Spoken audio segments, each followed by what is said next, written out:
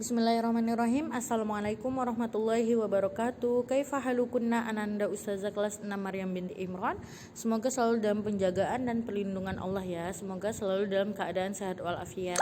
Insyaallah hari ini kita akan mempelajari tentang tauhid. Sebelum kita masuk ke pembelajarannya, kita membaca basmalah terlebih dahulu. Bismillahirrahmanirrahim. Allahumma la sahla illa ma ja'altahu sahla wa anta taj'alus sa'ba idza syi'ta sahla. Oke, kita hari ini insyaallah akan mempelajari tentang tauhid. Sebenarnya selama ini kita udah belajar tentang tauhid. Apa sih tauhid itu? Secara bahasa tauhid adalah wahada yuwahidu, yang mana artinya meyakini sesuatu itu hanya satu. Nah, jadi tauhid meyakini sesuatu itu hanya satu.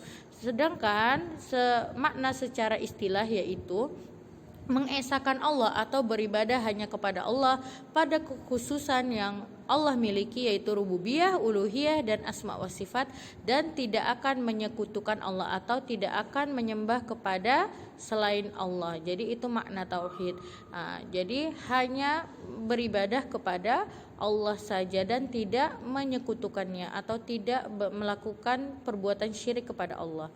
Nah, lalu dari pengertian tadi kita bisa menyimpulkan bahwa tauhid itu memiliki 3 bagian yang tidak bisa kita pisahkan satu sama lainnya. Jadi ada 3, yaitu apa saja itu? Yaitu yang pertama tauhid rububiyah. Apa sih tauhid rububiyah itu? Yaitu meyakini bahwa hanya Allah lah satu-satunya Tuhan yang ada di dunia ini atau Rob. Kita udah tahu bahasa lain Tuhan yaitu Rob atau ilah.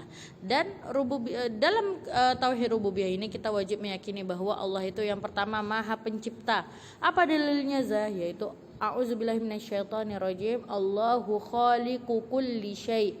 Allah pencipta segala sesuatu. Lalu dalam tauhid rububiyah kita juga harus meyakini bahwa Allah yang maha pemberi rezeki, dengan dalilnya wa ma min dabbatin fil ardi illa 'alallahi rizquha. Yang ketiga, kita meyakini bahwa Allah lah pemilik penguasa langit dan bumi. Jadi langit dan bumi ini milik Allah. Lillahi mulkus samawati wal ard wa ma fihinna.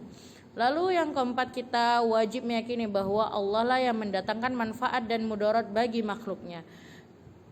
Wa iyamsaskallahu bidurri fala kashifa lahu illahu. Itu di surah Al-An'am. Lalu yang kelima, yang mampu menghidupkan dan mematikan adalah Allah. Huwa yuhyi wa yumit wa ilaihi turja'un.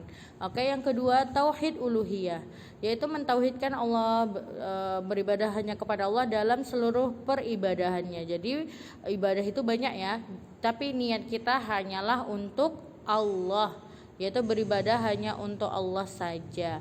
Nah, ini yang disebut dengan tauhid uluhiyah. Jadi kalau rububiyah tadi meyakini hanya Allah lah Tuhan satu-satunya di dunia ini. Nah, kalau yang kedua beribadah hanya kepada Allah saja. Jadi tauhid uluhiyah yaitu beribadah hanya kepada Allah saja. Ibadah yang paling utama adalah mentauhidkan Allah dan melaksanakan semua rukun agama yang meliputi iman, Islam, dan ihsan. Rukun imannya, rukun Islamnya, ihsan. Masih ingat nggak ihsan itu apa? Ihsan meyakini bahwa Allah selalu melihat kita, mengawasi kita. Nah, kalau iman, rukun iman ada 6, rukun Islam ada 5, dan contoh-contohnya banyak, yang menyembelih hewan kurban, berbakti kepada kedua orang tua, dan lain-lain. Dan tujuan hidup manusia di dunia ini adalah untuk beribadah hanya kepada Allah saja. Ibadah itu pun untuk kepentingan manusia, bukan kepentingan Allah. Allah tidak butuh dengan amalan kita, tapi kita yang butuh. Kita butuh Allah, jadi kita butuh beribadah kepada Allah agar kita bisa masuk surga. Ustazah yakin semuanya pasti pengen masuk surga kan? Nah, makanya itu kita butuh dengan amalan-amalan ibadah kita. Kita butuh dengan Allah. Jadi salah satunya ikhtiar kita untuk masuk surga ya dengan beribadah kepada Allah dan melakukan ibadah-ibadah hanya untuk Allah. Jazakumullahu khairan. Untuk yang ketiga tauhid. Yang ketiga Ustazah karena waktunya tidak cukup, insya Allah kita akan bahas di pertemuan selanjutnya. Jazakumullahu khairan telah memperhatikan pelajaran dengan baik. Semoga Allah mempermudahkan kita untuk menuntut menuntut ilmu dengan semangat belajar dan mengamalkan ilmu yang telah dipelajari.